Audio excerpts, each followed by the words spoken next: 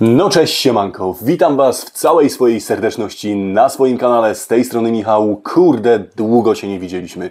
Powiem wam, że nawet dłużej niż wam się wydaje, ponieważ tak naprawdę to ze względów zdrowotnych ja skończyłem dla was kręcić filmy w okolicach grudnia, a że udało mi się ich nagrać na zapas, no to wy mogliście oglądać mniej więcej do połowy czerwca. Dlatego też jeszcze większą przyjemnością cieszę się i naprawdę jest to dla mnie coś bardzo wyjątkowego, że mogę tutaj wrócić i dla was na nowo nagrywać. Jeżeli chodzi o to, co się działo, co było tego powodem, no to może tutaj w tym filmie nie będę się jakoś specjalnie na ten temat rozgadywał. Powiem tylko, że miałem następstwo poważnego wypadku, uszkodzony kręgosłup.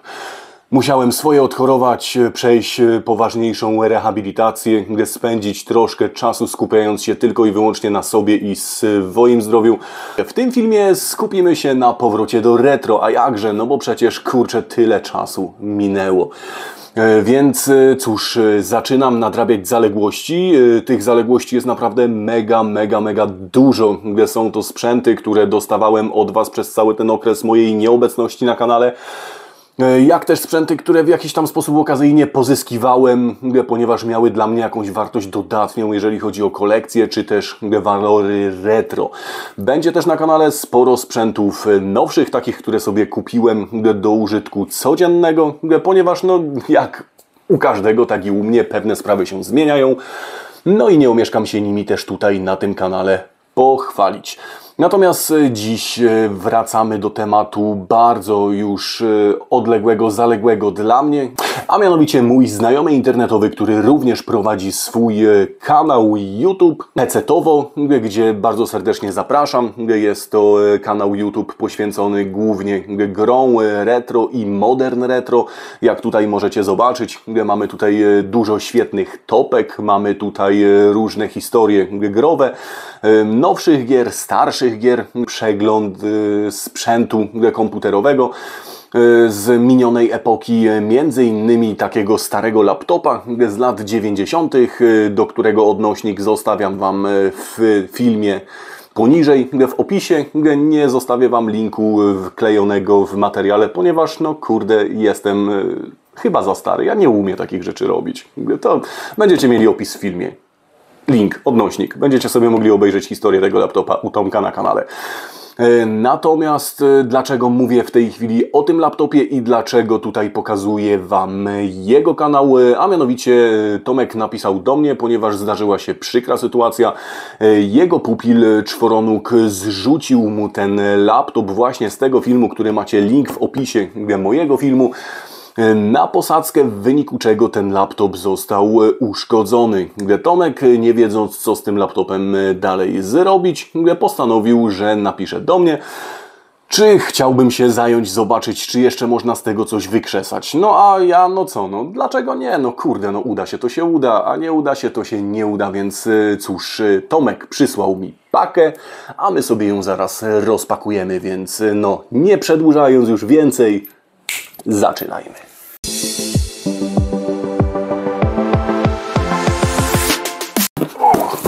No więc dobra, widzicie paka jaka jest, wszyscy widzą, jest duży karton, mamy wszędzie ostrożnie szkło, uwaga, ostrożnie nie rzucać, kurde Tomek naprawdę bardzo mocno się postarał.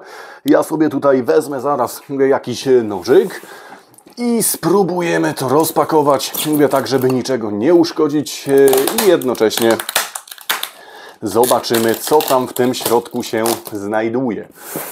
No bo szczerze powiedziawszy, poza tym, że dostałem od Tomka zdjęcie, które możecie sobie tutaj właśnie zobaczyć, no to nie znam stanu faktycznego tego sprzętu, ponieważ kilka miesięcy to pudełko razem z jego zawartością przeleżało u mnie w składzie w piwnicy, ponieważ no nie byłem w stanie się tym wcześniej zająć.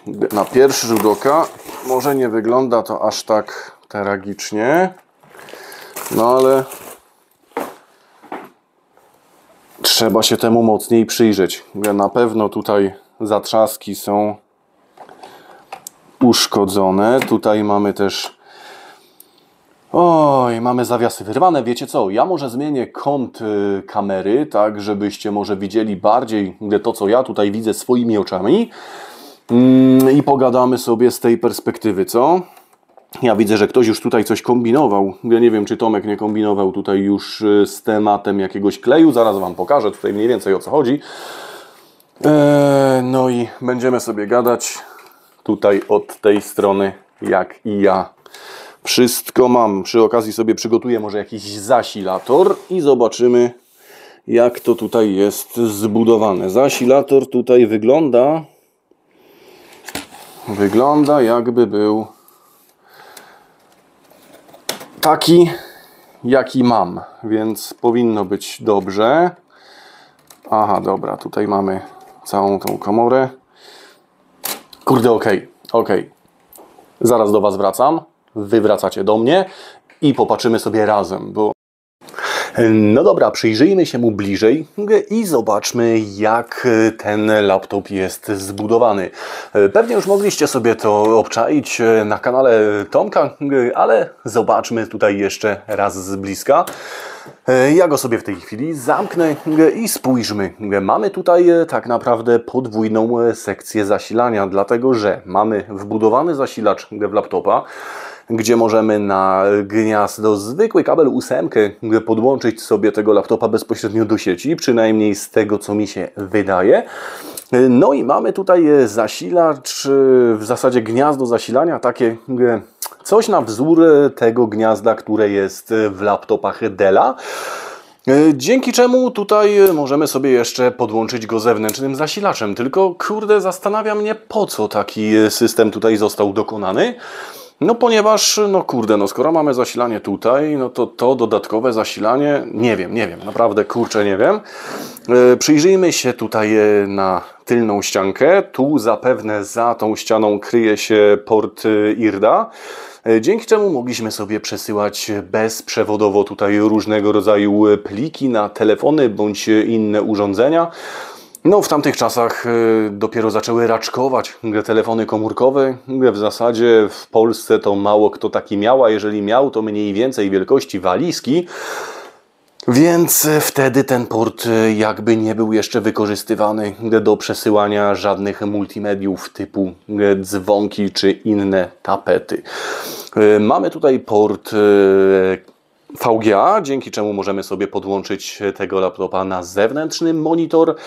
Mamy tutaj port rozszerzeń stacji dokującej i teraz tutaj na pewno jakaś stacja dokująca do niego przychodziła, gdzie wkładaliśmy ten laptop bezpośrednio do tej stacji, dzięki czemu mogliśmy mieć dodatkowe porty, mogliśmy sobie podłączyć dodatkowe peryferia, etc. Mamy tutaj port LPT, czyli tak zwany port drukarkowy. Dzięki temu portowi możemy również podłączyć sobie pod taki laptop na przykład zewnętrzną kartę dźwiękową MIDI, co niewiele osób pewnie wie, i możemy dzięki temu mieć w każdym laptopie z takim gniazdem dźwięk supportowany pod DOS-em. Takie karty są bardzo trudno dostępne, nie są tanie, ale są i można to zdziałać. Dalej mamy port RS232, tak zwany port COM. Tutaj możemy podłączać stare myszki bądź inne rozszerzenia pod ten port. No i obok mamy PS2, gdzie możemy podłączać mysz lub klawiaturę również na przemian. Jest to o tyle ciekawe, że PS2 w laptopach z tamtego okresu, a jest to laptop mniej więcej z okresu 1995-1996, rzadko kiedy taki port wtedy już w laptopach funkcjonował. Dlatego no, jest to taki dość ciekawy tutaj dodatek. Zaraz sobie zajrzymy tutaj pod tą klapkę, co tutaj się znajduje, no bo przecież dlaczego by nie, a tymczasem przejdźmy na ściankę obok. A na ściance obok mamy dwa gniazda PCMCIA, są to karty rozszerzeń, jak już pewnie stali widzowie kanału wiedzą. Dzięki tym kartom mogliśmy sobie na przykład tutaj wrzucić dodatkową kartę dźwiękową, dodatkowe porty USB, dodatkowy czytnik kart, czy modem, czy kartę sieciową. No, cokolwiek można tutaj było wrzucić. W pewnym okresie był to naprawdę bardzo, bardzo popularny standard i dużo kart tutaj na to gniazdo wychodziło. Również karty dźwiękowe, co takie nie tyle Sunblastery, które ja Wam tutaj pokazuję na kanale, jak też właśnie takie typowo DOS-owe MIDI. Mnie osobiście jeszcze do kolekcji nie udało się takiej dorwać, ale wiem, że takowe są. Z ciekawszych rzeczy, jakie możemy popatrzeć, a w większości laptopów rzadko kiedy możemy coś takiego tutaj dostrzec, no to mamy tutaj 3 gniazda mini jack zamiast 2, no i z tego co widzę mamy tutaj wejście audio i wejście na mikrofon. Po co jest tutaj dodatkowe wejście audio, tego nie wiem, nie umiem się na ten moment domyśleć, no bo przecież domyślnie no to mikrofon jest wejściem audio, tak mi się przynajmniej wydaje. No ale cóż, nie wiem. Być może tutaj na przykład można było podłączyć jakieś zewnętrzne urządzenie, które nie miało wbudowanych głośników i dzięki temu można było puścić tę muzykę przez głośniki tego właśnie laptopa. Czy tak było? Tego na 100% nie wiem. Co tutaj mamy od spodu? Mamy tutaj dysk twardy w takiej kieszonce i to jest kieszonka dość popularna w tamtym okresie. Tego typu przelotki funkcjonowały praktycznie cały czas. Jest to standardowy dysk IDE 44 pin, zapewne jeden z tych grubszych ze względu na to, że w tamtym okresie te dyski miały zwykle 12-16 mm. I do nowszych laptopów ze standardem IDE by raczej specjalnie nie podeszły. Natomiast co ciekawe, to złącze funkcjonowało nie tylko w takim laptopie marki Acrobat, bo zakładam, że Acrobat to jest firma. Takie złącze funkcjonowało również w laptopach innych marek. Ja osobiście teraz, patrząc na to złącze, przypominam sobie czasy, kiedy dostałem od znajomego pierwszego laptopa w swoim życiu. A był to Litteons Enterprise E320S. Jest to laptop, którego pewnie dzisiaj nawet w sieci specjalnie nie znajdziecie. I był to laptop zbudowany w oparciu o Pentium 1, 233 MHz, 2 MB kartę graficzną S3 V-Rich. No i miał tam chyba 64 MB RAMu i generalnie wszystko z nim było ok. Problem polegał jedynie na tym, że nie było kieszonki dysku, więc nie można było tego systemu jakby sobie na niczym zainstalować, więc ja bazowałem sobie tylko na live CD z płyty i co tam się udało oprócz tego do tej płyty dograć. Przez długi okres czasu próbowałem dorobić tę przelotkę albo dokupić. Nie udało mi się to za czasów, kiedy tego laptopa miałem. Natomiast w momencie, kiedy już tego laptopa udało mi się sprzedać, jakimś cudem na palecie któregoś pięknego roku trafił mi się dokładnie taki sam model kompletny z przelotką, więc od taki plot twist, taka historia, którą tutaj przy okazji tego laptopa Wam opowiadam. No więc dobra, położymy sobie dysk na bok i patrzymy, co tutaj dalej mamy. Dalej obok mamy tutaj baterię z drugiej strony i tą baterię możemy sobie również wyciągnąć. Myślę, że jakoś tutaj trzeba tą zapadkę przełożyć i pociągnąć baterię do góry. O, dobra. I wyciągamy sobie w ten sposób bateryjkę. Kurde, bateria też jest dość ciekawie zbudowana, słuchajcie, bo z czymś takim też się tutaj nie spotkałem. Jeżeli chodzi o napięcie, no to powinniśmy ją móc naładować napięciem 20V. Widzicie to? Również z kabla 8. Nie potrzeba tutaj zewnętrznego zasilania, chociaż jeżeli byście bardzo chcieli, to możecie to zrobić. To jest w ogóle jakiś odpał. Pierwszy raz w życiu spotykam się z takim tematem i jest to naprawdę bardzo ciekawy temat dla mnie. Jeżeli chodzi o samą baterię, no to myślę, że to jest jeszcze bateria robiona w tej technologii, gdzie nawet jeżeli nie działa, słuchajcie, to będzie można spróbować ją ożywić zamrażalnikiem. Tak, sposobem na zamrażarkę. Wsadzamy taką baterię do zamrażarki na 12 godzin, opatuloną w jakiś ręcznik papierowy. Następnie po tych 12 godzinach wyciągamy ją z tej zamrażarki, odstawiamy ją na jakieś 6 do 8 godzin, aż sobie spokojnie do siebie dojdzie. Następnie podłączamy ją do prądu i tak myślę, że spokojnie w 70 przypadkach takie baterie wstają i żyją. Więc taka ciekawostka. Ktoś może powiedzieć, że głupie, ale ja jestem zdania, jak zawsze, że jak coś jest głupie i działa, to nie jest głupie. a na środku mamy jeszcze napęd CD, Compact Disc. I słuchajcie, i on jest również w ultrabaju, z tego co widzę. No, chyba można go demontować, bo tutaj jest taka zapadka. Otwórz, zamknij. Natomiast strasznie opornie trzyma i chyba nie chcę go na siłę tutaj wyciągać. Ja sobie zaraz zorganizuję jakieś śrubokręty, zajrzymy tutaj pod tą klapkę, zobaczymy co tu mamy wewnątrz, no i przejdziemy sobie do topu. No dobra, śrubokręt na miejscu, spróbujemy to tutaj wykręcić i spojrzymy zaraz, co się znajduje pod taką klapką w naszym laptopie marki Acrobat. I już tutaj dwie śrubeczki i teoretycznie, i mamy tutaj klapkę na wierzchu. To jest aluminiowa klapka, tak, dawniej się nie oszczędzało, ogólnie obudowa jest plastikowa, natomiast klapka jest metalowa. I tak, tutaj już widzę, że nie wiem, czy Tomek, czy ktoś wcześniej tutaj wykombinował baterię CMOS. Jest to bateryjka tutaj dorobiona, położona tutaj sobie, żeby leżała. A te dwa sloty takie totalnie dziwne, jakby się tak przyjrzeć, zupełnie bez żadnych wcięć dodatkowych, bez żadnych rowków, to są sloty na pamięć RAM, słuchajcie. Tak, kiedyś była taka pamięć RAM, SIM 32-pinowa i ja taką pamięć nawet gdzieś posiadam i myślę, że zaraz Wam pokażę. W sumie to zaczekajcie, sprawdzimy, czy faktycznie mam rację i przymierzymy się z tą pamięcią. No i już jestem, mam taką oto pamięć, jest to właśnie ta pamięć, o której mówiłem wcześniej. Wydaje mi się, że to jest, kurde, dokładnie ta struktura i dokładnie tego typu kości. I tak, to jest pamięć, która nam pasuje do tego laptopa jak ulał, więc tu mamy 32-pinowy SIM. Jest to jeden z tych pierwszych modułów pamięci. Co tylko świadczy o tym, że ten laptop jest naprawdę bardzo, bardzo starusieńki.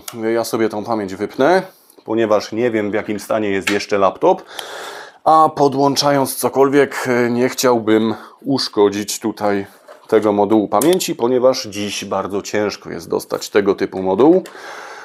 A skoro już go mam, no to sobie o niego dbam. Ok, mamy to. Już sobie tutaj tą klapkę możemy w zasadzie skręcić i spójrzmy zaraz od drugiej strony, jak to tutaj wygląda, co nam to tutaj w środku ma. Ok, tu mamy to, tu mamy to. Tutaj mamy jeszcze takie blokadki, ale to chyba mamy blokadki od stacji dokującej, więc nie będziemy kombinować. Otworzymy sobie tego dziadka. I teraz tak, tutaj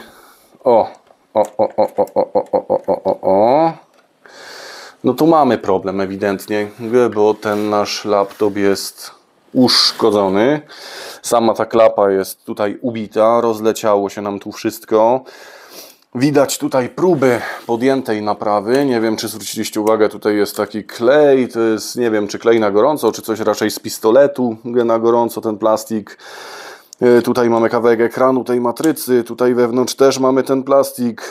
Kurde, no nie wiem, w jakim stanie jest taśma, zaraz sobie sprawdzimy, czy ten laptop w ogóle odpala. Troszkę tych plastików mamy tutaj w tym woreczku, zaraz sobie zobaczę, na ile daje nam to realną możliwość do odtworzenia tutaj czegokolwiek.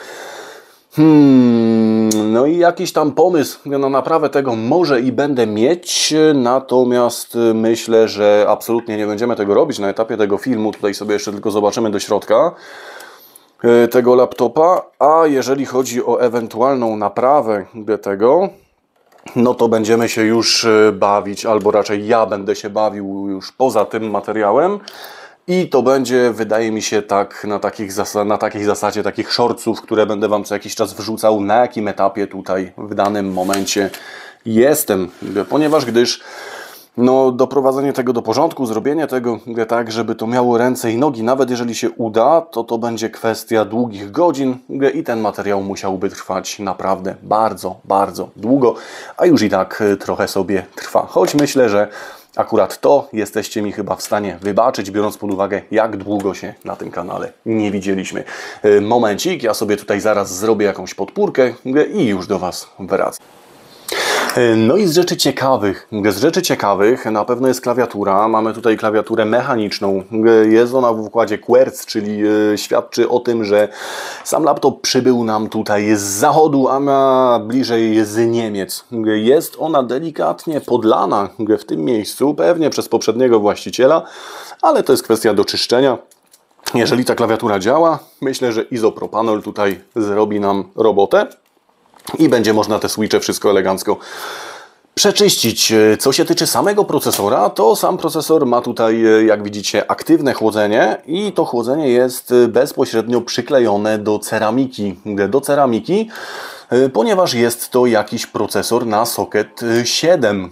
Jest to procesor, który jest na socket 7, tak dobrze słyszycie, stacjonarny CPU w ceramicznej obudowie. Za chwilkę sobie go spróbujemy podłączyć i jeżeli działa, no to zobaczymy, co to za procesor.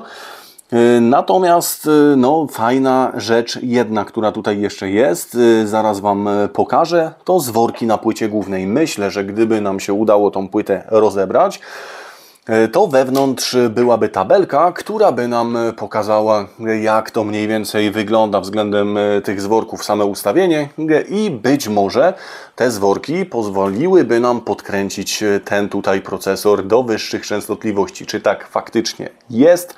No to trzeba by sprawdzić. Czy będę w stanie to sprawdzić? Tego jeszcze nie wiem. Tak jak mówię, tego typu ciekawostki, zagwozdki, jakiekolwiek inne próby tutaj doprowadzenia tego do porządku, to będzie temat przyszłych shortsów, które będę Wam na bieżąco wrzucał, jeżeli będę tutaj coś przy tym temacie dłubał, grzebał. Natomiast tak, jest to dość ciekawe. Zaraz Wam tutaj jeszcze te zwory pokażę. Zaczekajcie moment. Zwróćcie uwagę, tutaj właśnie są te dwa rzędy zworek, o których Wam mówiłem wcześniej.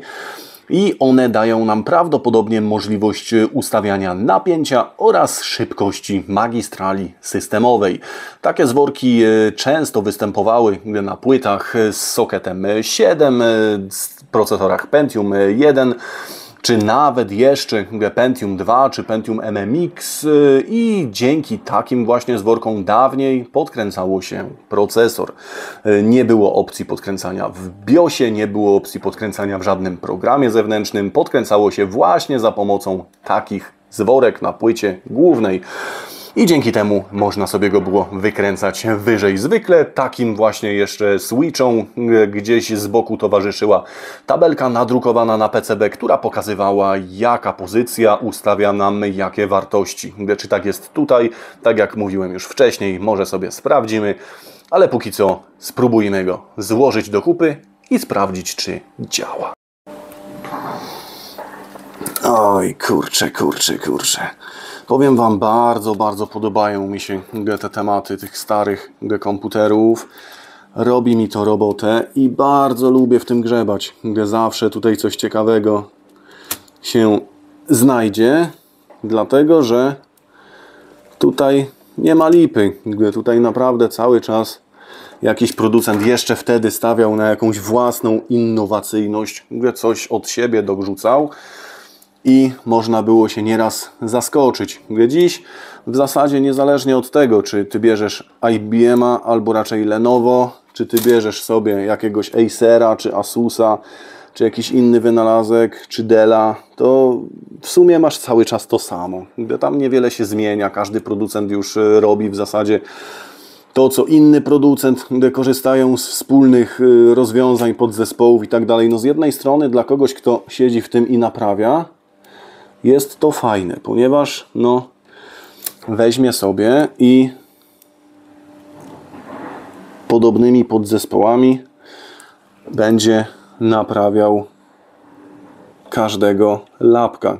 Z drugiej strony no jest to niefajne, no bo Jeżeli jeden kopiuje od drugiego, no to gdzie w tym wszystkim jest jakaś oryginalność? Co? To wszystko jest takie klepane na jedno kopyto i mnie osobiście taki stan rzeczy nie za bardzo odpowiada. Natomiast no mamy jak mamy, a dzięki temu, że jest wszechobecny temat retro, coraz szerzej dostępny i coraz bardziej popularny, no to możemy się przynajmniej cieszyć z tego, że jak to by powiedział klasyk, kiedyś to było. Ok, więc bierzemy sobie 8, taką oto, zwykłą, jak od radia. No i optymistycznie zakładam, że coś tu pstykło. Optymistycznie zakładam, że jak teraz nacisnę włącznik, to nie wybuchnie. 3, 4. O! Coś nam tu startuje. Widzicie diody? Widzicie. A widzicie coś na matrycy? Kurde, coś tam widzicie. Ale nie tak, jakbym chciał. Czekajcie, czy tutaj można coś jeszcze pojaśnić? Kurde, to chyba jeszcze... O! Patrz! Popa na to, Andrzeju. To startuje. Windows 95+. Czyli generalnie sprzęt wychodzi na to, że jest chyba sprawny. Tylko problem jego polega na tym, że jest zwyczajowo połamany. A w związku z tym, tym bardziej nakręca mnie to do tego, żeby tutaj spróbować mu zafundować jakąś odbudowę. Czy to się uda? Nie wiem. Ale mam szczerą nadzieję, że tak. A jak się uda, no to pomyślimy, co dalej z tym fantem zrobić. Wiecie co? Chyba głośnik dostał. Chyba głośnik dostał. Ja nie wiem, czy ja będę mieć taki głośnik, ale ten ewidentnie dostał jak upadał. Tak na moje. Nie jestem ekspertem, ale wydaje mi się, że go tutaj cosik zabolało. Albo tu mamy coś niestabilnie połączone. Spróbujemy coś zaraz jakiegoś mida puścić. Albo na przykład, o, jeżeli mamy Duma, to spróbujmy tego Duma. Tak, chcę odpalić mimo to. Aha, jest niemożliwe, dobra. Zobaczmy, co my tutaj mamy. Mamy tutaj dysk, mamy tutaj gry, mamy tutaj... Kurde, jest trochę klasyków. No ale dobra, spróbujmy tego Duma sobie faktycznie puścić. I zobaczmy, czy to jest kwestia nie do końca dolutowanego kabelka, czy po prostu ten głośnik już nam dokonał żywota i musimy szukać jakiegoś zamiennika. Pewnie nie słyszycie, jak to chrupie. Czekajcie, spróbuję wam mikrofon tutaj dać do tego chrupka. Mam nadzieję, że to słychać, ale to jest właśnie taki super klimat tego retro, że to wszystko ci pracuje, że ty słyszysz, jak to myśli. To jest po prostu... Ja wiem, że to jest oklepane, teraz powiem. Ktoś tam powie, że dejże spokój, ale to jest to.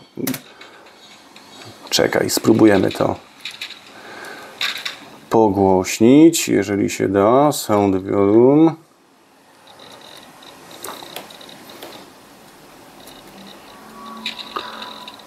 Kurde, powiem wam, że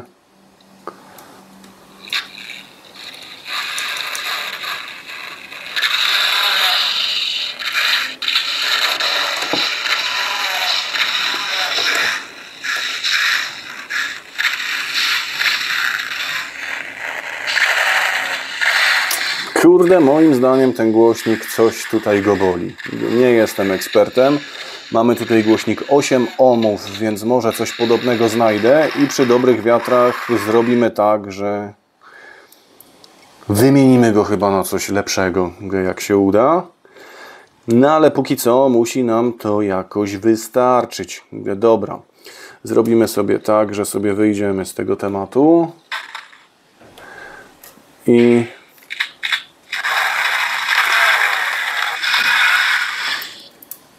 sobie tutaj zobaczymy jeszcze kwestię technikaliów.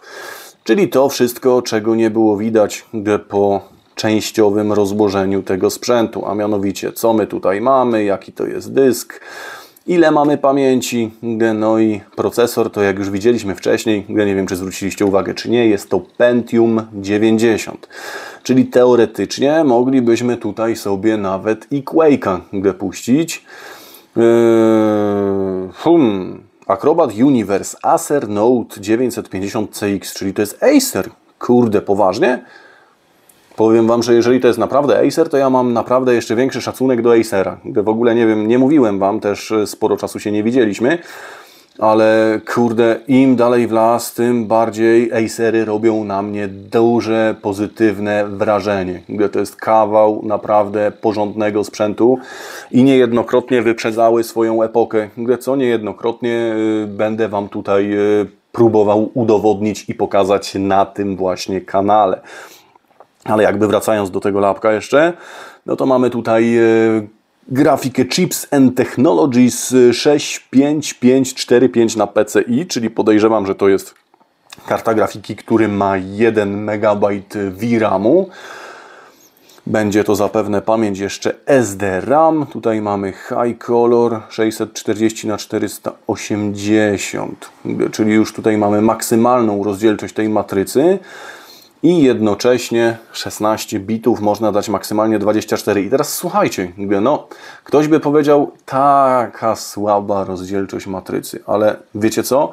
W swojej prostocie to jest genialna rozdzielczość matrycy, bo nie wiem, czy sobie zdajecie sprawę, w każdym innym laptopie, który by miał tę rozdzielczość matrycy wyższą, problem polegałby na tym, że tutaj byłby temat skalowania.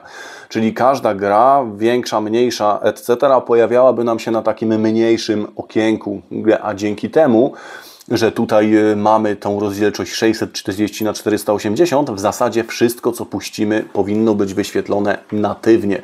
A co za tym idzie, nie będzie problemu, że coś będziemy sobie oglądać w okienku. I to jest naprawdę bardzo, bardzo dobra wiadomość. Co się tyczy samego dysku, to tutaj mamy, już tutaj dojdziemy do tego jakoś, ale to chyba musimy sobie wejść w mój komputer i zobaczmy, ile tutaj tego dysku. Ja obstawiałem, że będzie w granicach 850 MB, a okazało się, że ma giga 460. I jeżeli to jest oryginalny dysk, a nic nie wskazuje na to, żeby było inaczej, no to jest to kolejne takie wielkie wow, ponieważ w tamtym okresie, kiedy wychodził ten laptop, no to dyski miały gdzieś w granicach między 500 a 850 do 1 GB pojemności. I tutaj w momencie, kiedy ktoś zastosował 1,5 gigabajtowy dysk twardy, no to wyprzedził troszkę swoją epokę, bo tego typu dyski niejednokrotnie nie były nawet montowane w laptopach, które już posiadały procesory MMX, a co dopiero Pentiumy 1. Więc naprawdę wow, szapoba, jest fajnie i co? I kurde, wiecie co? Dobra, na tym filmie jeszcze sobie sprawdzimy jedną rzecz, a mianowicie czy ta pamięć wstaje nam w tym slocie i ile to tak naprawdę jest megabajtów, bo chyba kurde, to jest 16 megabajtów, ok, czyli sprawdzimy sobie, czy ten laptop zrobi nam te 24 megabajty, czy nam to obsługuje i jeżeli tak, przejdziemy sobie płynnie do podsumowania, ponieważ robi nam się naprawdę bardzo, bardzo, bardzo długo, a ja nie chciałbym Was tutaj za mocno zanudzać po tak długiej nieobecności. Więc dobra, wyłączymy sobie go, sprawdzimy sobie jeszcze tylko tą memorkę i zamykamy temat, przechodzimy do podsumowania, a ja będę dalej myślał, co z tym fantem zrobić. Dobra, mamy tutaj OK, wypinamy sobie kabel i już sobie sprawdzamy, czy to działa. No i słuchajcie, mamy tutaj małe nieścisłości. Po pierwsze, wychodzi na to, że dysk to nie jest 1,5 GB, a ponad 2 GB pojemności, co robi nam totalny wow. Po drugie, bateria CMOS-u, która została wymieniona, bardzo ładnie nam tutaj trzyma. No a po trzecie, tej pamięci nam tutaj nie wykrywa, więc albo jest zbyt duża dla tego podsystemu, albo, szczerze powiedziawszy, nie wiem jakie tutaj jest dodatkowe albo, Jeżeli chodzi o dodatkowe ustawienia w BIOSie, to mamy tutaj naprawdę bardzo, bardzo bogato. Możemy sobie tutaj na przykład podglądnąć, jak tutaj mamy mieć ustawioną kartę dźwiękową. I robi to naprawdę bardzo dużą robotę, ponieważ niejednokrotnie nam tutaj mogą występować jakieś konflikty na bazie na przykład IRQ czy DMA, a tutaj możemy sobie to płynnie wszystko dostosować, więc no, nie jest to coś, co jest spotykane wszędzie i robi nam to, uważam, bardzo, bardzo dobrą robotę. Mamy tutaj też zaawansowane ustawienia tego power savingu tak zwanego. No i w zasadzie mamy tutaj możliwość jeszcze rozciągnięcia, czyli tak zwanego skalowania matrycy. Słuchajcie, mamy tutaj laptop z połowy lat 90., który ma wbudowaną możliwość skalowania obrazu. Jeżeli sobie, podejrzewam, tutaj zejdziemy i damy expand na disable, no to wtedy jakieś mniejsze rozdzielczości pokazywałyby nam się w oknach. A w związku z tym, że mamy jak mamy, no to wszystko nam się będzie skalować do pełnej. OK. Więc sprawdźmy sobie jeszcze drugi slot i będziemy mieli pewność, że ta pamięć jest za duża dla tego podsystemu. No i niestety moja pamięć jest zbyt duża dla tego podsystemu. Podejrzewam, że sam laptop obsługuje moduły 4 MB, maksymalnie 8 MB, natomiast 16 MB w jednej kości zarezerwowane już jest tylko dla wyższych modeli. Ta pamięć na przykład bez problemu współpracuje z Dellem XPACD, z Pentiumem 166, z MMX-em, więc tak, tutaj mamy więc wbudowane 8 MB pamięci RAM. Do tego mamy dysk 2 GB. Jeżeli to jest oryginalny dysk, a podejrzewam, że no na pewno jest oryginalny, no to kurde wow, naprawdę Acer tutaj zrobił mega robotę. I cóż, nie przeciągając, nie przedłużając, przejdźmy do podsumowania. No i siemaneczko, słuchajcie, udało się nam tutaj przeglądnąć ten sprzęt. Jak widzicie, na pierwszy rzut oka przynajmniej temat jest, no kurde, nie wiem czy do uratowania, ale na pewno ciekawy. Ja rękawice jak najbardziej podejmuję i zobaczymy, co z tego wyjdzie. Jeżeli by się go udało zrobić przynajmniej do tego stopnia, że byłby używalny i w jednym kawałku, kurde, tak się zastanawiam, że chyba zrobimy sobie wtedy jakiś konkursik i kto będzie miał wystarczająco dużo szczęścia bądź wystarczająco dużo weny twórczej, dostanie tego laptopa na własność. Natomiast nie ma co uprzedzać faktów. Nie wiem, czy jest to na ten moment wykonalne. Tak jak mówię, ja rękawice podejmuję i spróbuję coś z tym zrobić. A czy się uda? Czas pokaże. Nie omieszkam Was na bieżąco informować, jakie tutaj mniej więcej mam przemyślenia czy próby, jakie będę tutaj chciał podjąć. Będę Wam chciał pokazać na bieżąco, w którą stronę mniej więcej będę z tym szedł. No a co z tego wyjdzie, zobaczymy. Dobra, słuchajcie, na koniec bardzo serdecznie chciałbym Was zaprosić do subskrybowania kanału PC-towo. Jeszcze raz zobaczcie sobie tutaj sam kanał. Możecie sobie tam naprawdę zobaczyć bardzo fajne topki ery każdego możliwego systemu retro. Do tego dużo wspominków gier. Mamy tutaj też nowsze retro, które niektórzy stwierdzą, że retrem nie jest. Natomiast ja jestem bardzo otwarty i myślę, że bardzo wiele ludzi jest takich samych jak ja i uważa, że retro to tak naprawdę stan tego, co my wewnętrznie uważamy, a nie jakichś tam z góry narzuconych norm czy limitów. Niemniej kanał jest naprawdę bardzo fajny, bardzo inspirujący. Można się dowiedzieć wielu ciekawostek, których byście normalnie nie mieli skąd nawet wytrzasnąć. A sam prowadzący, no sztos człowiek, więc myślę, że jeżeli jesteście na tyle masochistami, że subskrybujecie mój kanał, no to oddychniecie i zobaczycie trochę normalności, jak zaczniecie subskrybować kanał Tomka. Więc jeszcze raz serdecznie i gorąco zapraszam do odwiedzenia i subskrypcji jego kanału. Natomiast cóż, jeżeli podoba Wam się również i mój kanał i uważacie, że jest sens tutaj dalej siedzieć i to wszystko oglądać, a także jesteście ciekawi tego, co jeszcze tutaj może się pojawić, no to zapraszam Was również i do siebie, więc jeżeli tylko macie ochotę, zostawcie suba, dajcie łapkę w górę, będzie mi na pewno bardzo, bardzo miło. A ja, cóż, na pewno biorę się w tej chwili za tego akrobata, natomiast co do kolejnych filmów będę się starał mniej więcej na bieżąco Wam tutaj jakieś dosyłać. Na ten moment ja się z Wami bardzo serdecznie żegnam, drodzy widzowie, do zobaczenia w następnych materiałach. No i cóż, wszystkiego dobrego, hej!